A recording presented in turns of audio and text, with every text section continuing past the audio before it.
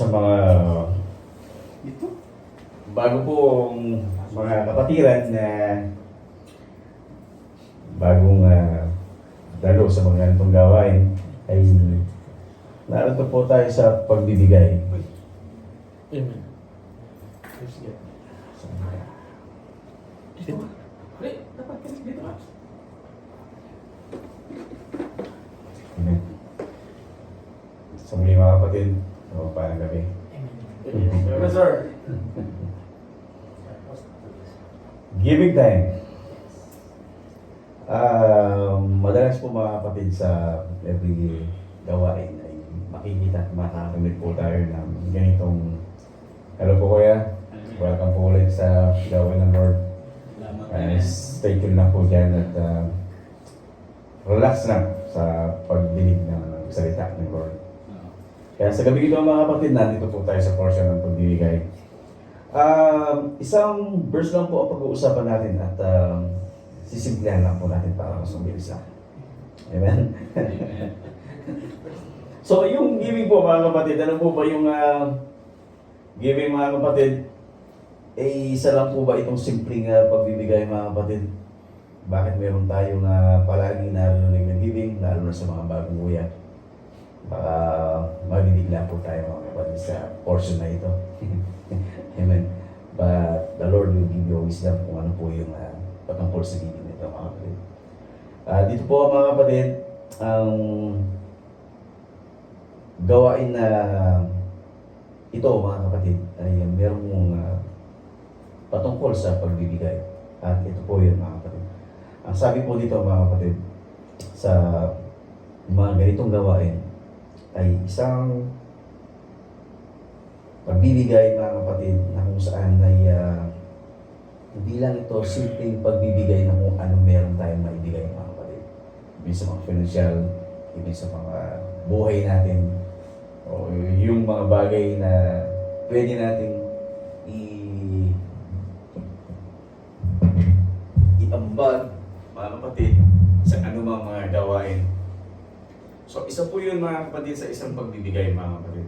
Sa ating mga financial, bakit mayroong financial, ano ang purpose ng financial na ito, bakit bibigay tayo ng pera. Hindi lingid sa karamihan na ang lahat ng ito mga kapatid ay ito ay patungkol kung saan nag-iaambag natin ang financial natin sa ganitong pamamaraan tulad ng kongregasyon nito mga kapatid sa gawain ng Lord. Ito po ay nagagamit sa ubasan ng Panginoon sa mga kung saan tayo naroon mga kapatid, sa panambahan na ito. So lahat po ng naiaambag natin ay doon po yan na ibibigay mga kapatid. At dito tayo natuturuan ng Panginoon kung paano tayo magbigay. At ang pag-uusapan po natin ay saan ba yun? Ay, wala. Wala pa gata. Lalo na wala. Ano ba yun?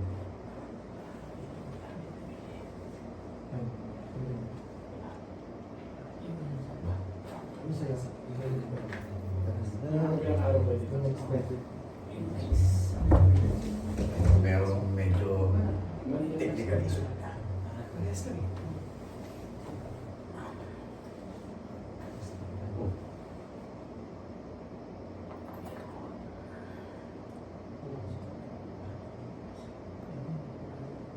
Ayan po. Praise the Lord. Isang patalastas lang po yung mga kapatid.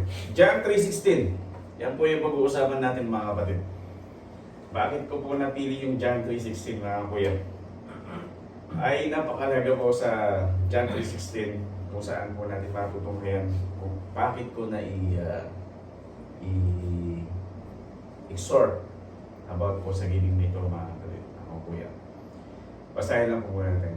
Sapagkat gayon na lamang ang pagsinta ng Diyos sa sanglibutan na ibinigay niya ang kanyang bugtong na anak upang ang sino mang sa kanya ay sumampalataya ay huwag mapahamak, kundi magkaroon ng buhay na walang hanggan. Sino po yung binigay ng Lord mga kapatid?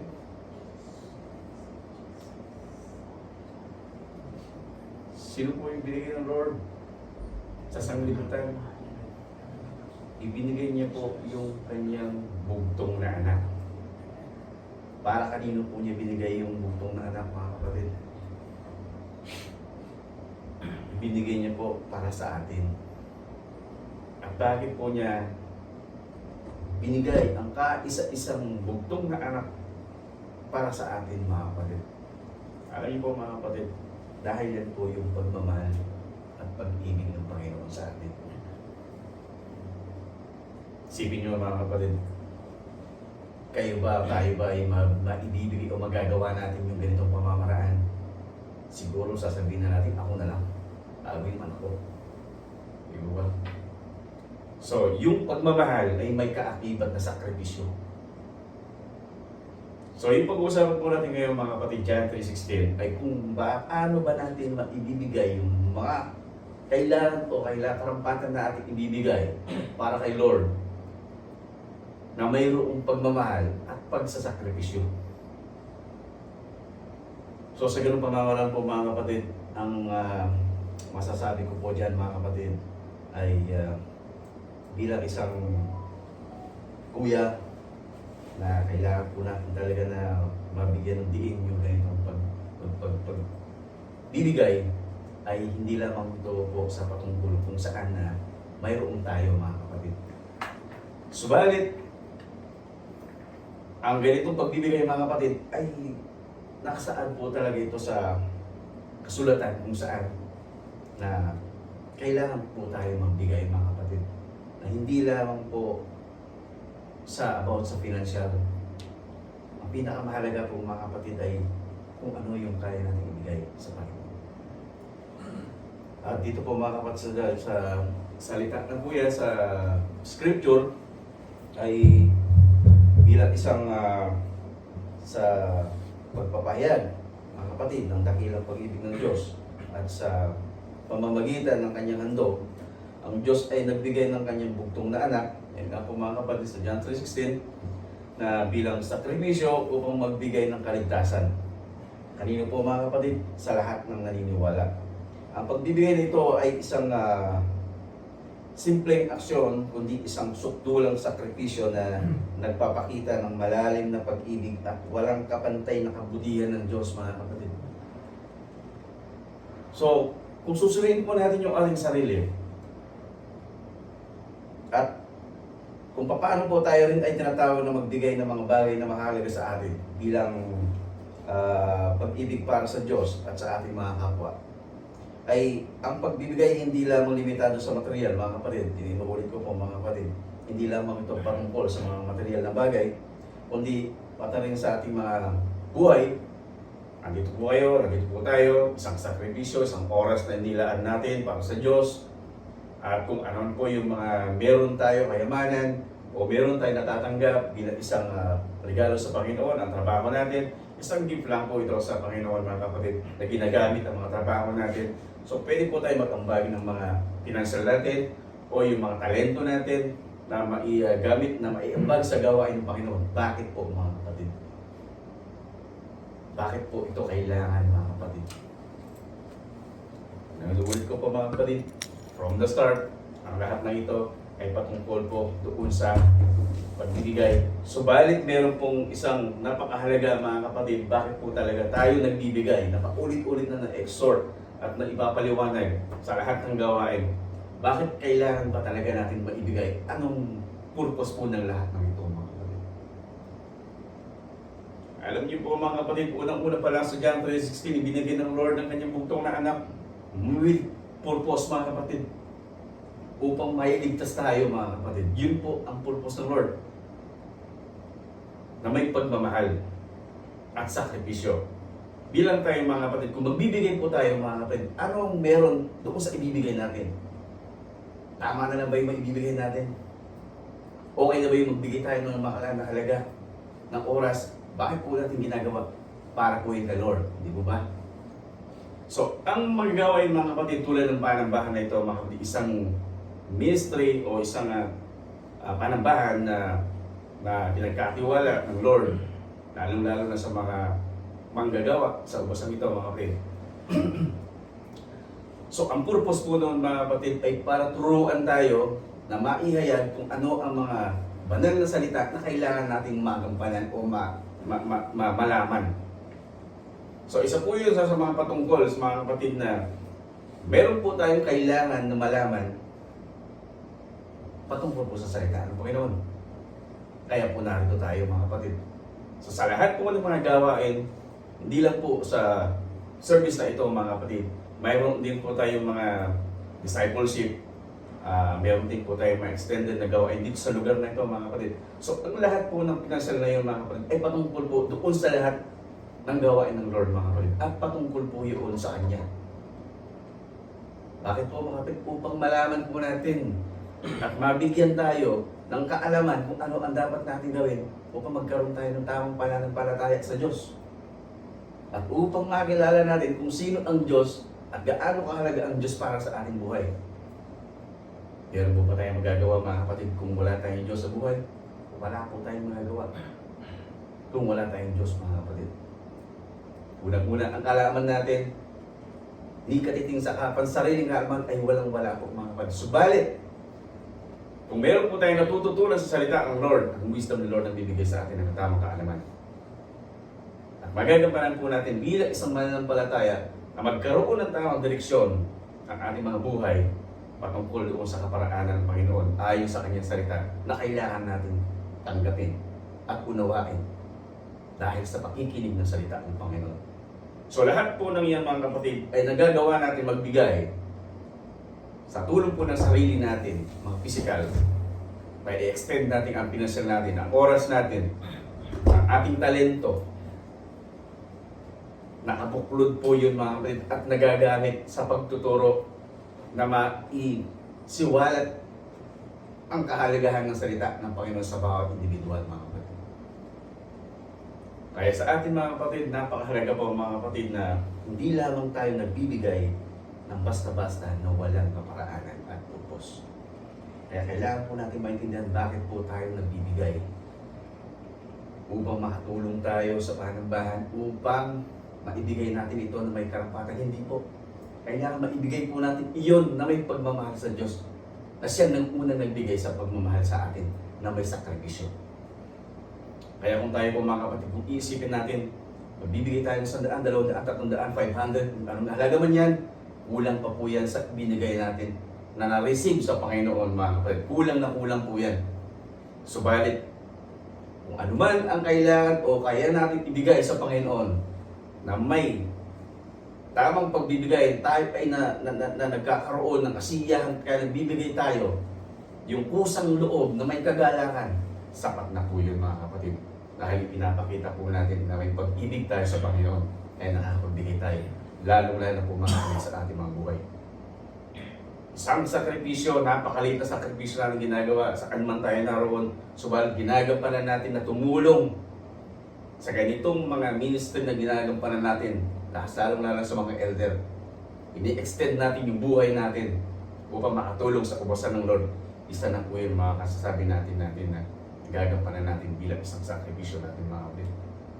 Ibig sabihin natin, malayo pa sa ginawa ng Panginoon, subalit kung nandoon po yung bukal sa kalooban natin na ipagamit natin ang buhay natin, mga kapatid, purihin ng Diyos sa buhay mo mga kapatid. Dahil pagpapalain ka ng Panginoon. Ibabalik at ibabalik ng Diyos kung ano man yung ating binibigay. Dahil sabi po sa 2 Corinthians 9:7, ang sabi po doon mga kapatid, sakin lang po natin,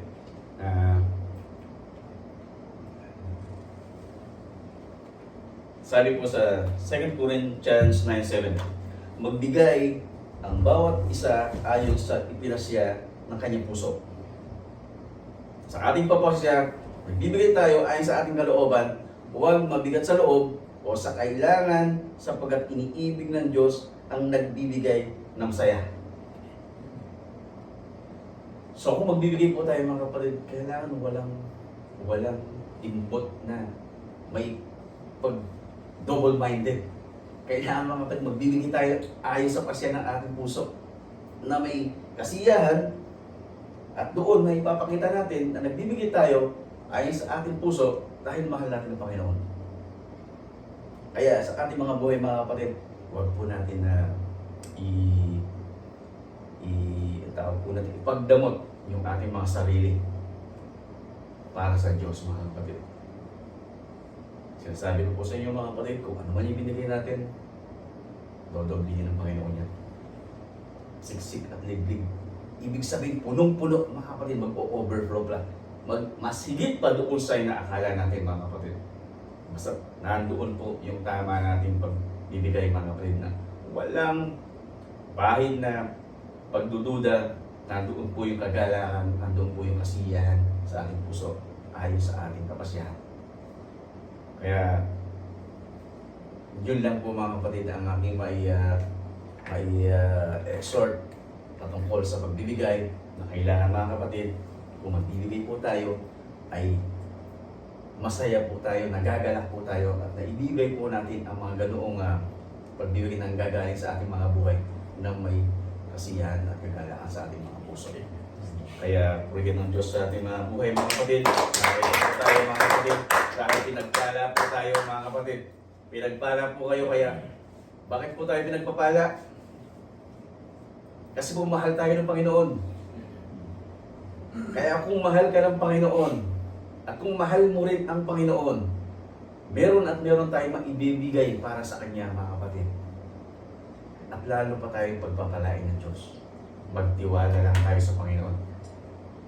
Huwag po tayong magbigay ng alinlangan sa ating sarili, yung sa ating pananampalataya sa Panginoong Diyos. Dahil ang lahat ng ito, mga kapatid, ay nanggaling sa Kanya. Kaya dapat lamang at dapat lamang sa ating buhay na ang pag-ibig natin ay ibalik natin sa Panginoon. Samahin po ako, mga kapatid, sa maikling panalangin. Hallelujah! Hallelujah, Lord. Hallelujah po rin daw, Diyos, kakilahit ka, Panginoon. Hallelujah. In the name of the Father, and the Son, and the Holy Spirit. At sa pangalan mo, Jesus, aming Diyos, tagapagligtas.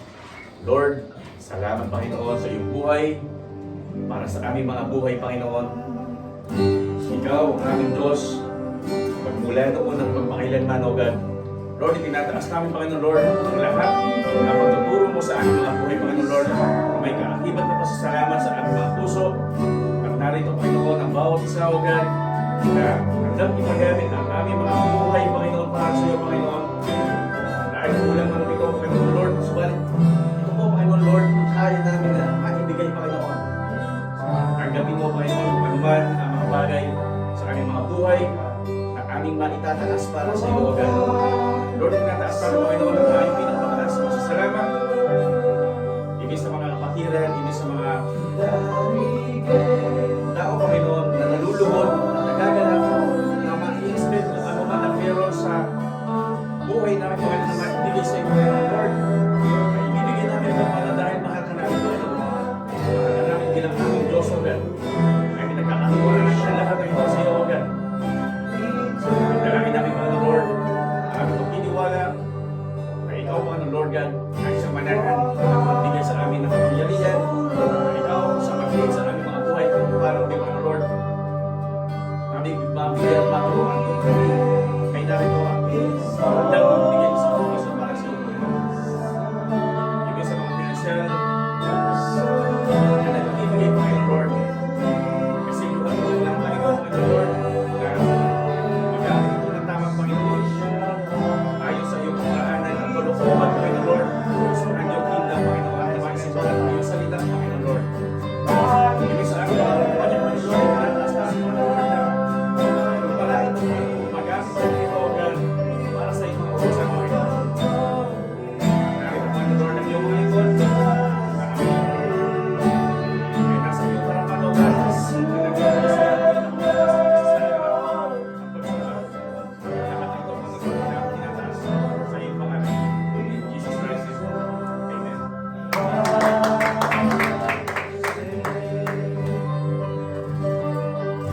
Amen.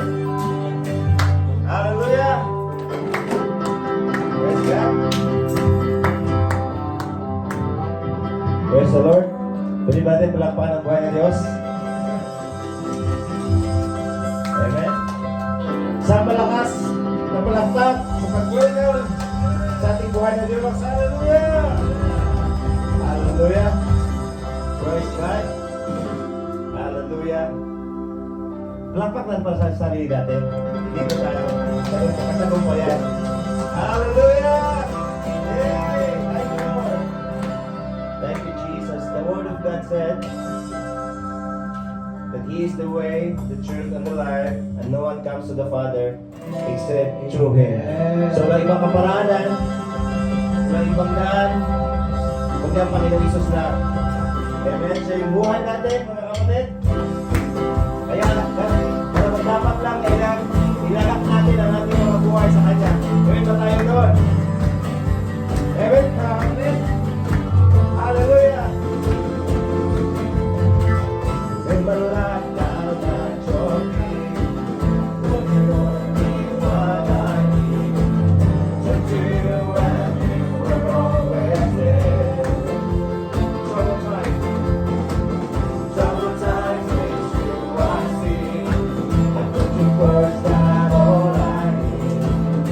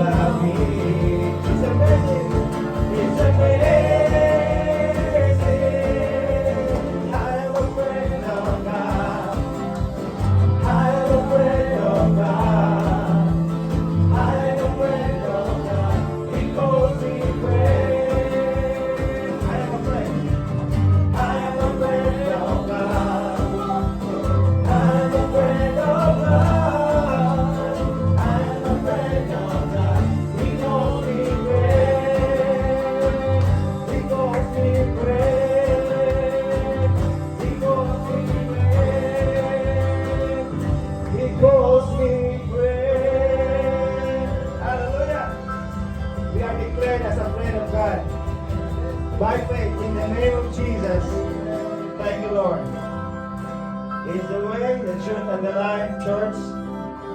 And no one comes to the Father except to the Lord Jesus.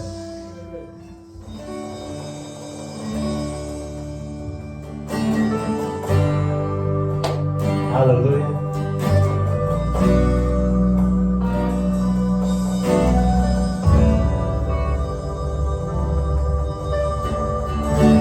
Thank you, Jesus.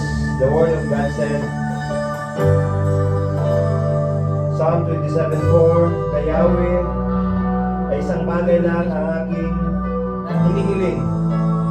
Siya lamang talaga ang aking hangarin, ang tumira sa templo niya habang buhay, upang kagandahan ni Yahweh aking mapagmasdan, at ako'y humingi sa kanya ng patnubay. So ito yung katagpuan ni David, mga kapatid. Sabi niya, one thing that I ask in the Lord, at one thing that I seek, is to dwell in His temple, to gaze the beauty of His holiness. Isa lang ang hinihiling ni David, kapatid. Sa mga oras na to, alam na ng Diyos, mga kapatid, ang dami nating mga hinihiling sa Kanya.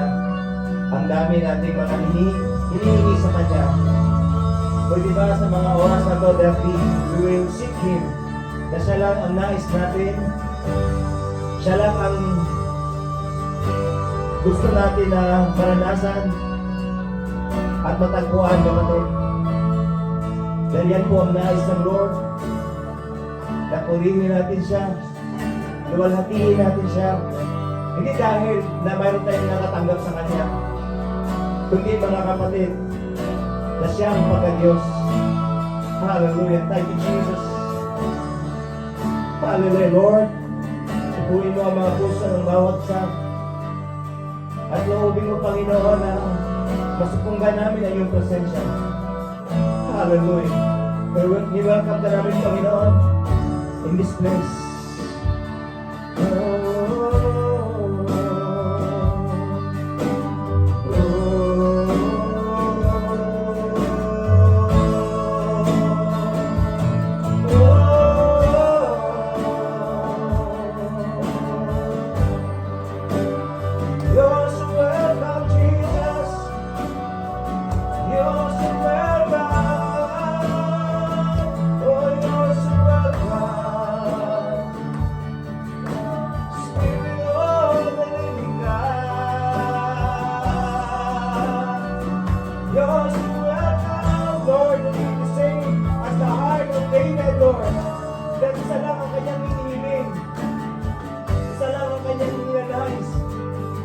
Makasama ka, O Diyos, at matagpuan ang kanyang buhay sa iyong templo, Lord. Let it be tonight that there is a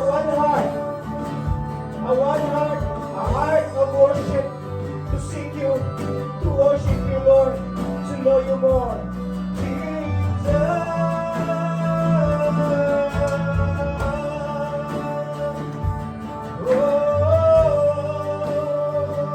Spirit of the living God.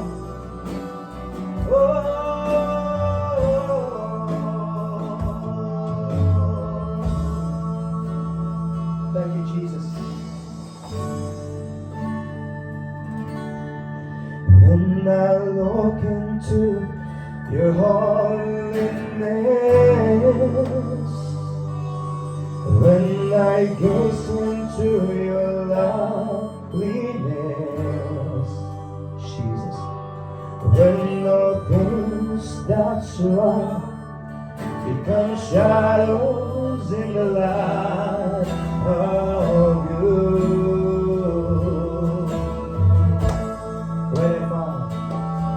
When I found joy reaching your heart, when my will becomes joy in your love, when all things that surround become shadows in the light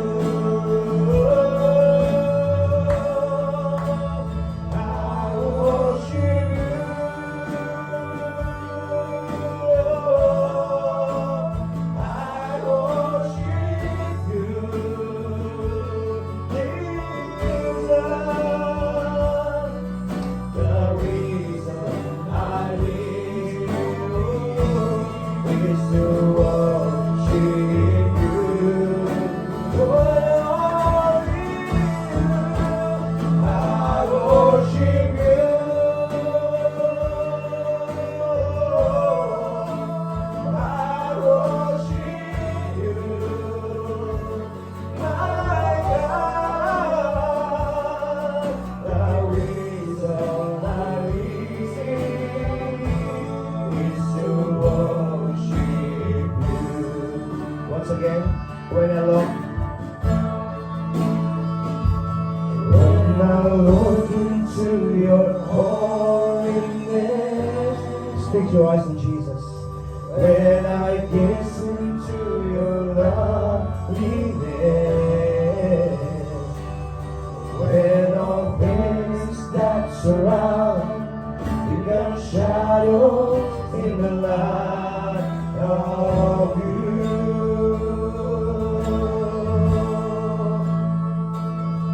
When I found the joy of reaching your arms, when my will becomes enthroned in your love, when all things that surround become shadows in the light of you. I worship you. I worship you. Jesus, the reason I live is to worship you. I worship you. I worship you, my God. The reason I live is to worship you. I worship you, Jesus. I worship you, only you. The reason I live is to worship you. There is only you. I worship you. I worship you, Jesus. The reason I live is to worship you. The reason I live. The reason I live is to worship you. Oh, the reason I live is to worship you. He's the only reason, kapatid, kung bakit tayo nandito. The reason is Jesus. Siya yung rason kung bakit tayo nandito. Kung bakit tayo napupuli. Oh, it's to worship you, Jesus. Oh, the reason I live is to worship you.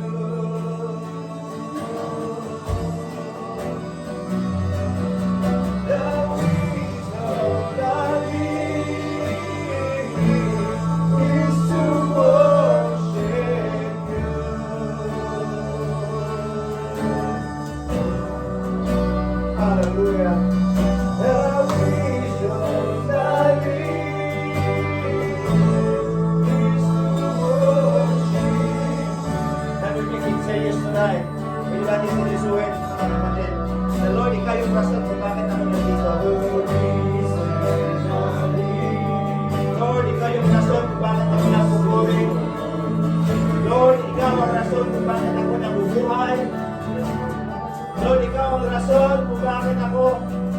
Patuloy na magtitiwala sa iyo.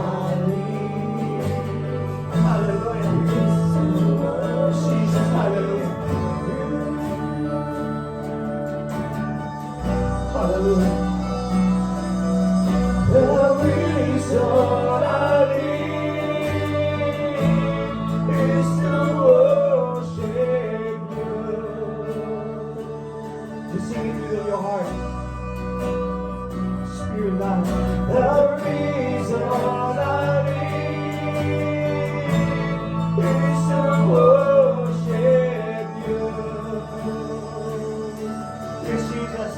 We always declare, Lord, the reason. The reason I live is to worship. Yan po ang rason, mga kapatid. Pag tayo makasama sa Panginoon sa kalangitan, ang ating gagawin, mga kapatid, is to worship the living God. Kaya ngayon pa lang, sanayin natin itong mga sarili na purihin siya. Sanayin natin ang ating mga kaluluwa na sambahin ng Diyos. He is the reason. The reason I live is to worship you. What is your name? What is your name? Jesus. You deserve the praise. What is your name? What is your name? Jesus. You deserve the praise. What is your name? What is your name? Jesus. You deserve the praise. What is your what is your name? Jesus. You deserve the praise. What is your name? What is your name? Jesus. You deserve the praise. What is your name? What is Jesus? You deserve the praise. What is your name? What is Jesus? Oh, you are the Lord. Oh, malaman dapat ka Diyos. What is your name? Jesus, you deserve the praise. What is your name? What is your name? Jesus, you deserve the praise. What is your name? What is your name? Jesus. Yes, Lord. You deserve the praise. What is your name? What is your name? Jesus. You deserve the praise. What is your name? Yes, Lord. I am nothing else, Lord. Jesus. Jesus. Hallelujah. You deserve praise. Jesus. What is your name? And not enough unless you come. Will you meet me here again?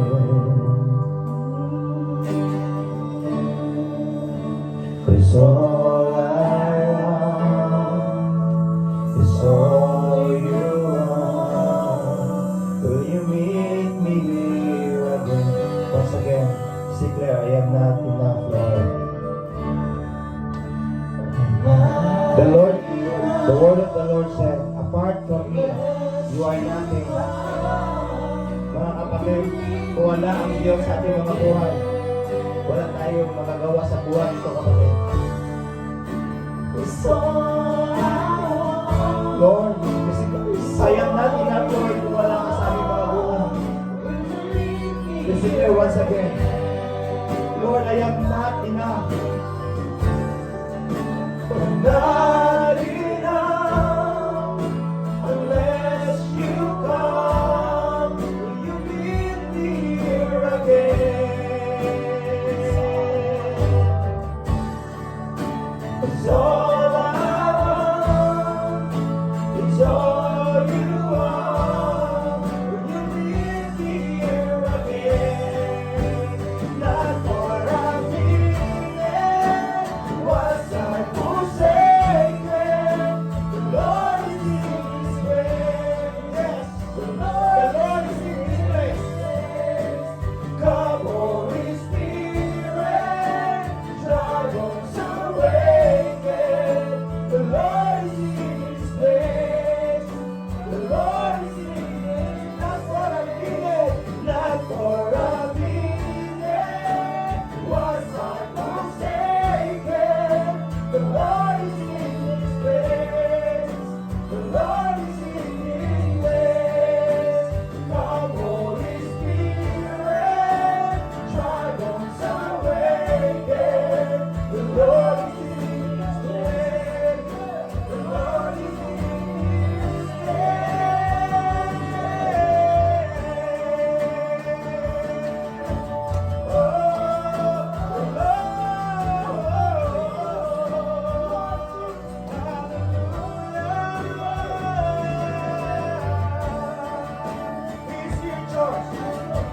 Jesus is here. He's sending His word boldly out in His name. He's in the peace.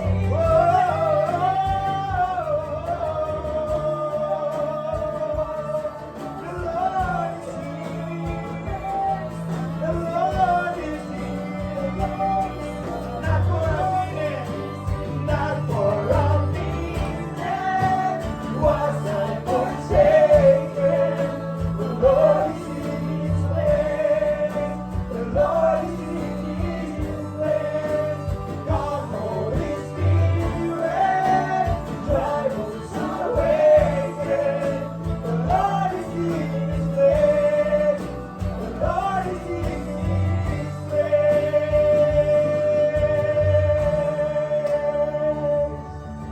Hallelujah. The Lord is in His place. Yes, you are, Lord. Yes. The Lord is in His place. Woo! Hallelujah. The Lord is in this place. Let's declare tonight, Lord, you are in this place. The Lord is in this place. The Lord is in this place. Woo! Yeah. The Lord is in this place. The Lord is in this place. Oh, He's here tonight to declare, not for a minute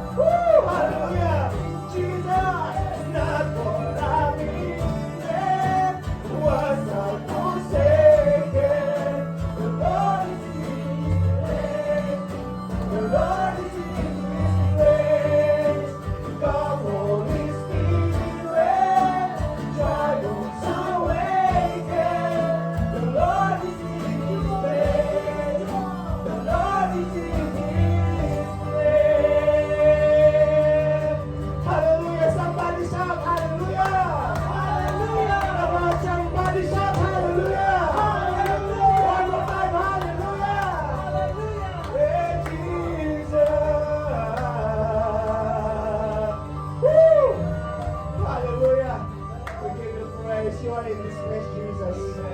You are in this place. And truly, Lord, we are not enough kung wala ka sa aming mga buhay. Even now, we are not enough kung wala ka dito na sinasamahan kami, Panginoon. One more time, let's declare, I'm not enough. I'm not enough unless you come. Will you meet me here again?